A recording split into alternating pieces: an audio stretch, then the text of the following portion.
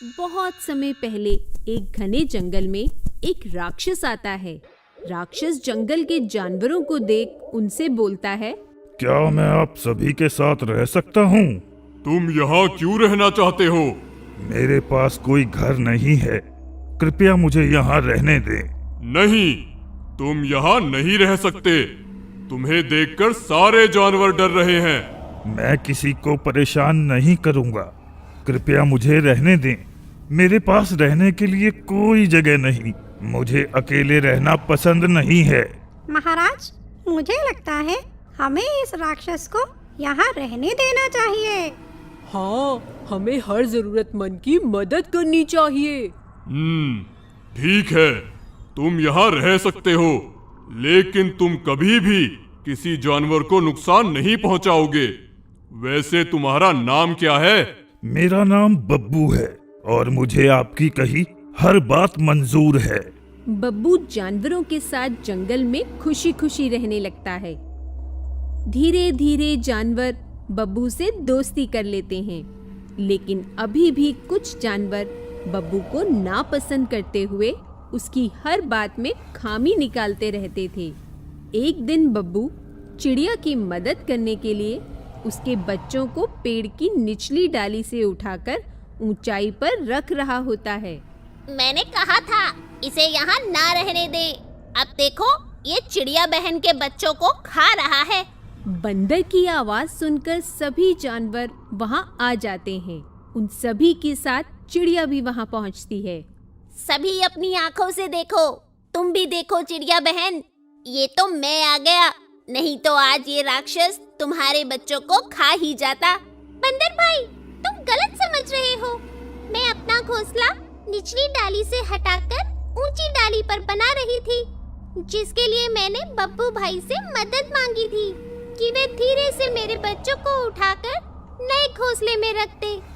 बंदर भाई, हमें पता है कि तुम हम सबकी चिंता करते हो, लेकिन फिर भी तुम्हें किसी के बारे में कुछ भी बोलने से पहले थोड़ा सोचना चाहिए। आखिर बंदर ने ऐसा क्या गलत कर दिया? वह तो बस चिड़िया की भलाई सोचकर ही बोल रहा था।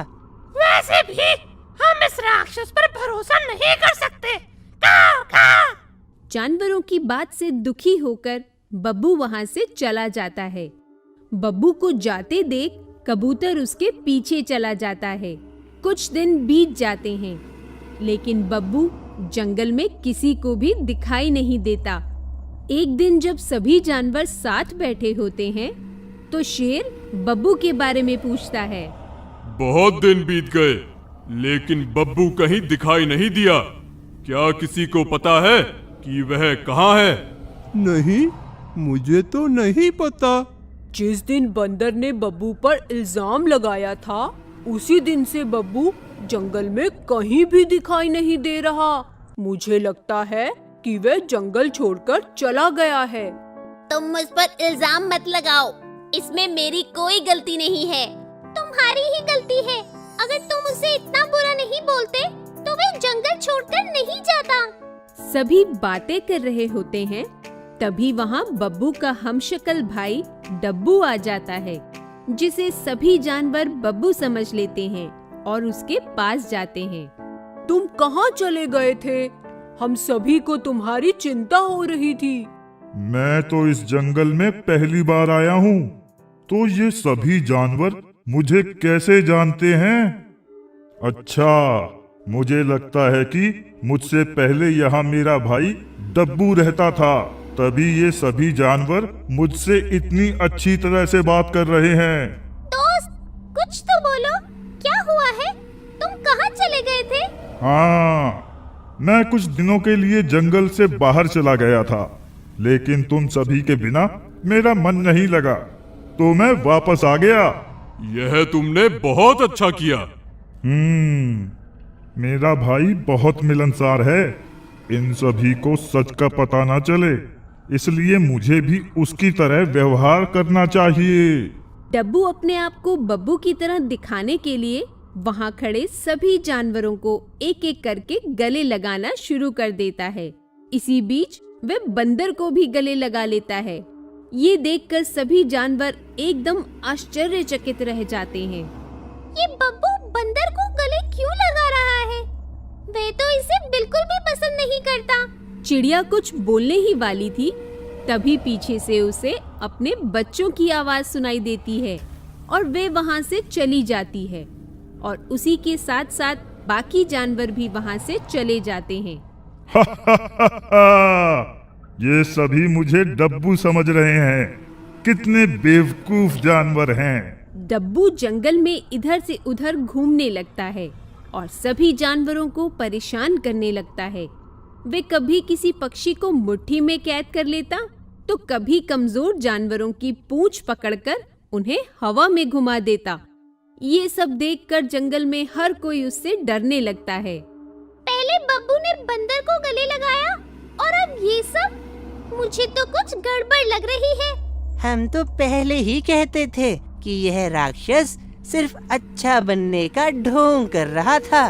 मुझे तो भरोसा ही नहीं हो रहा कि यह वही बब्बू है जो हम सभी के साथ इतने प्यार से रहता था। आपको भरोसा करना पड़ेगा, यह वही है। अब उसका कोई जुड़वा तो आएगा नहीं। हाँ, ये मुमकिन हो सकता है कि ये राक्षस बब्बू नहीं बल्कि उसका कोई हमशक्ल हो। सभी जानवर राक्षस के बारे में बात कर रहे होते हैं। तभी वहां कबूतर आता है। कबूतर को देखकर चिड़िया बहुत खुश होती है। अरे दोस्त, तुम कहाँ चले गए थे? बहुत समय बाद दिखाई दिए। बंदर के इल्जाम लगाने के बाद बब्बू उदास होकर जंगल छोड़कर चला गया था और मैं भी उसके साथ चला गया था। उस दिन से आज तक मैं और बब्बू जंगल के पीछे वाली पहाड़ी पर एक गुफा में रहते हैं। आज मुझे तुम सभी की बहुत याद आ रही थी, इसलिए मैं तुमसे मिलने आ गया। और बब्बू वो कहाँ है? वो गुफा में ही है। अगर वह गुफा में है तो जाओ और उसे लेकर आओ। कबूतर फट से उड़ जाता है और बब्बू के पास जाकर उसे सारी बात बताता है। जिसके बाद बब्बू कबूतर के साथ जंगल में वापस आता है। बब्बू और कबूतर को साथ आते देख सभी एकदम हैरान रह जाते हैं। अगर बब्बू कबूतर के साथ है, तो फिर जंगल में जो रह रहा है, वह राक्षस कौन है? कौवा राक्षस की बात करता ही है, तभी डब्बू वहां आ जाता है। बब्बू डब्बू को वहां देखकर हैरान होते हुए बोलता है, डब्बू, ये यहाँ क्या कर रहा है? डब्बू कौन है? डब्बू मेरा जुड़वा भाई है, लेकिन हम दोनों में जमीन आसमान का फर्क है। मुझे शांति से रहना पसंद है, तो वहीं डब्बू को हंगामा और शरारतें करना पसंद है। अरे मेरे भाई, हमारी एक छोटी लड़ाई की वजह से तुम तो मुझे छोड़कर ही आ गए। हाँ, इसी वजह से तुम यहाँ आकर मेरे नाम से इन सभी जानवरों को परेशान करने लगे। तुम्हारे जाने के बाद मैं बहुत अकेला हो गया था। मेरा कोई भी शरारत करने का मन नहीं करता था, लेकिन यहाँ आते ही मुझे पता चला कि तुम भी यहाँ हो, तो मुझे लगा अगर मैं शरारत करूँगा तो तुम मुझसे मिलने जरूर आओगे। मुझे माफ कर दो, मैं फिर कभी किसी को कोई नुकसान नहीं पहुँचाऊंगा। बस तुम मुझे छोड़कर दोबारा कहीं मत जाना। डब्बू की बात सुनकर बब्बू का दिल पिघल जाता है और वह अपने भाई को माफ कर देता है और वे दोनों राक्षस भाई जंगल में सभी जानवरों के साथ रहने लगते हैं। तो बच्चों, इस कहानी से हमें ये शिक्षा मिलती है कि हमें सदैव अपनों के साथ मिलजुल कर रहना चाहिए।